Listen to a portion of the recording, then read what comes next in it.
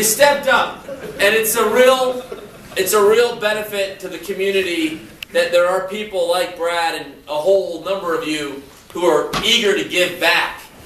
I want to begin just with a little bit of a personal journey for me in entrepreneurship.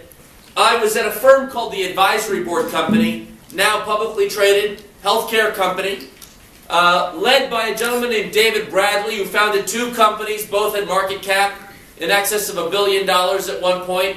Very successful entrepreneur. And about 11 years ago, he heard about this movement. This was the internet wave. And we were a books and meetings company. I was writing research studies, and we had a happy little business, and it was very profitable. But he was anxious. He didn't know what was going on in this new world, and he was scouring around the company to find folks who could help connect him to this market. And I had been networking with a bunch of my buddies who were all starting their own businesses, and some of them had been pretty successful. And they were gathering in forums like this.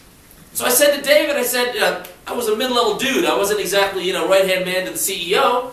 But I said, hey, if you're interested, I can take you to these networking events and you can meet some of these CEOs yourself.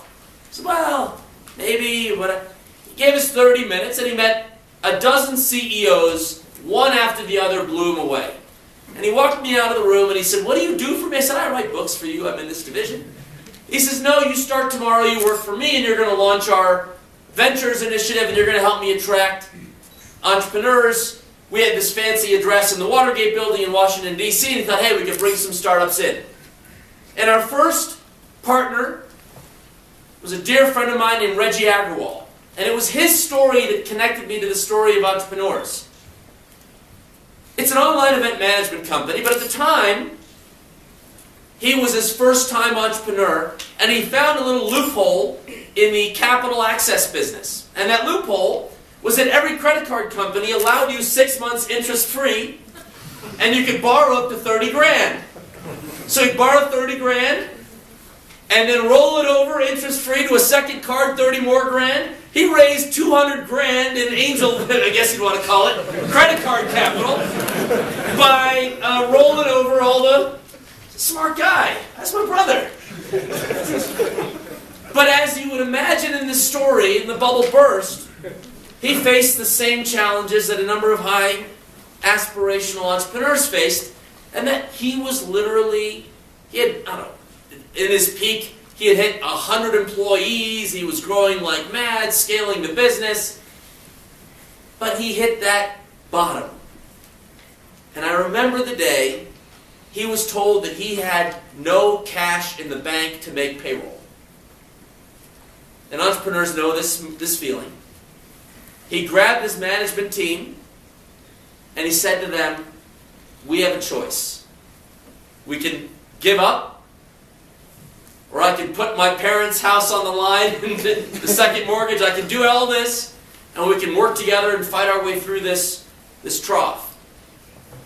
And I remember the perseverance that it took and the guts that he had to bring the team together. 11 years to the day, he launched that business, and he raised some early capital, was doing very well, hit that trough, and came back.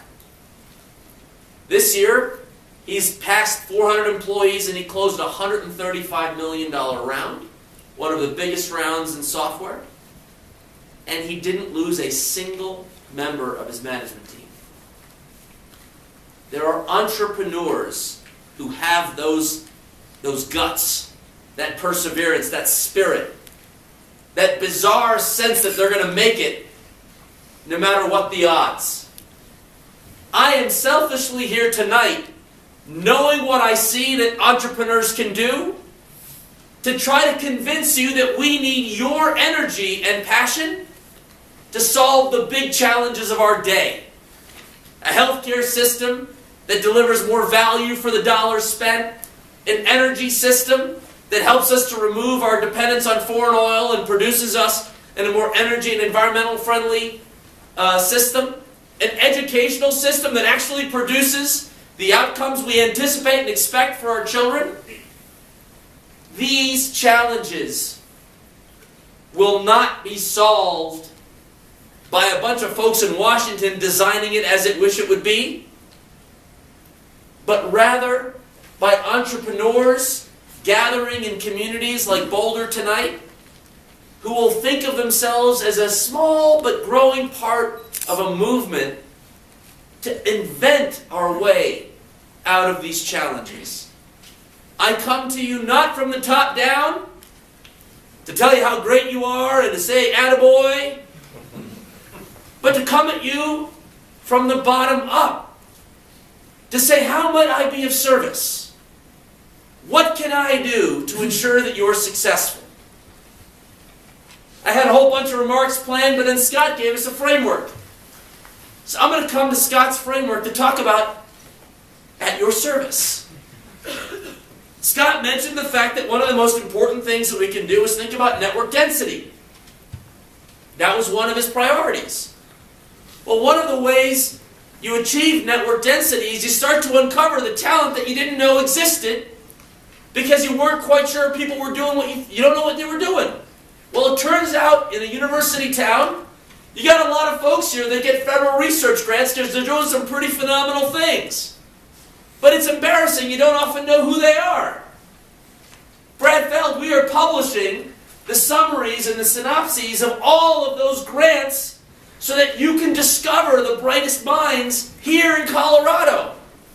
We have an R&D dashboard right now live with NSF and NIH data to connect you to those individuals. In fact, we just had a contest that we had an award ceremony on Tuesday, Monday, whatever the day it was, the Show Off Your Apps contest at the National Library of Medicine, where we've opened up this database of all the medical journals that are published, all the biomedical leaders in the world, frankly. And one of the app developers that won the contest is a company called Knowledge, K-N-A-L-I-J, because they visualize all of the interrelationships between lead authors, secondary authors, grant funding, and all the rest.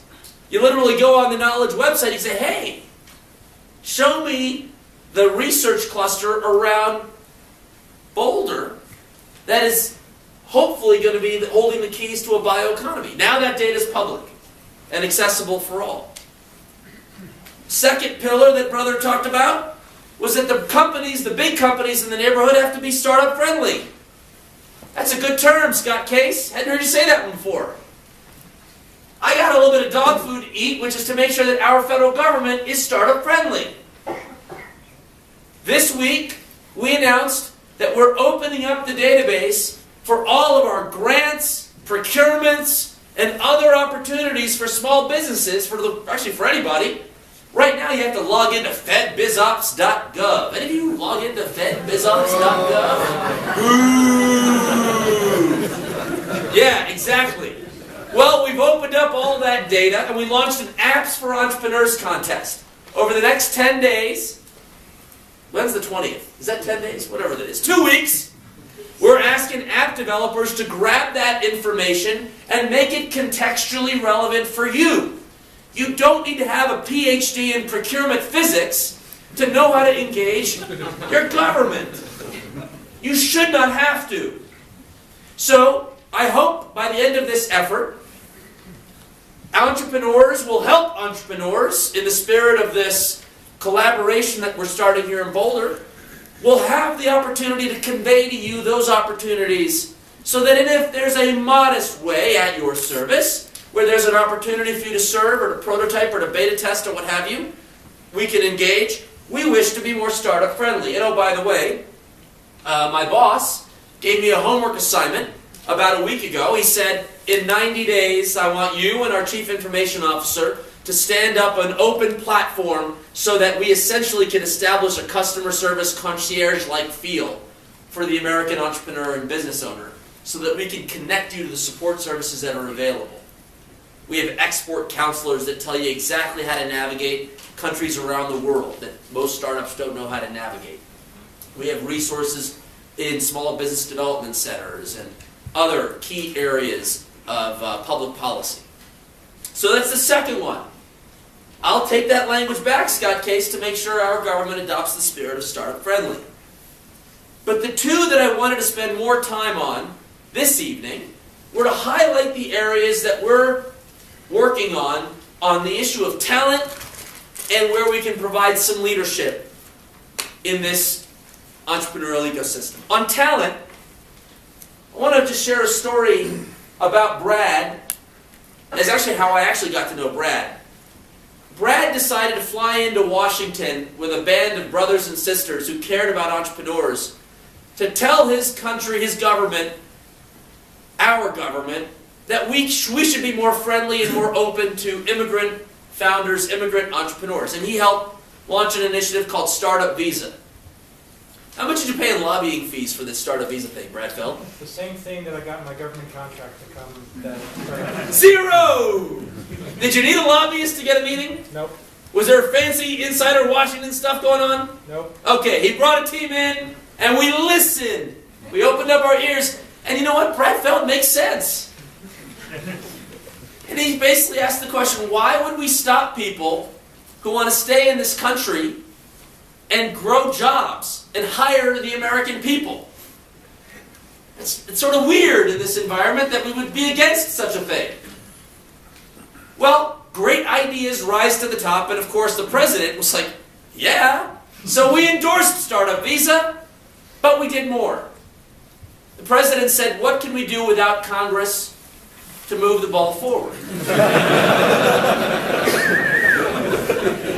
I mean, technically we call it administrative actions in support of these endeavors, but the point was, it turns out that there was opportunity.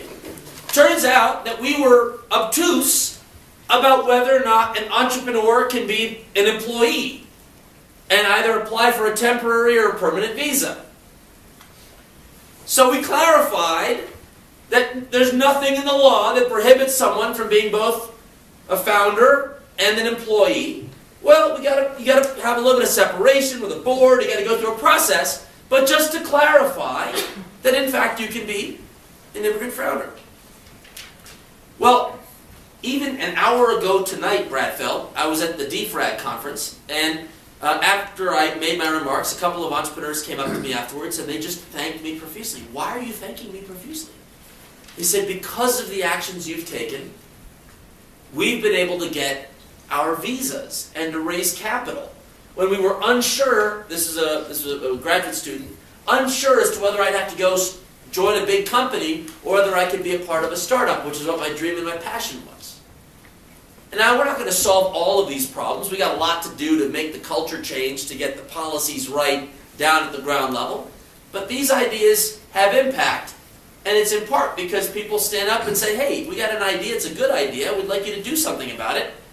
And you don't need that friction to petition your government. So in the area of talent, at least on the immigration side, we think we've made some progress.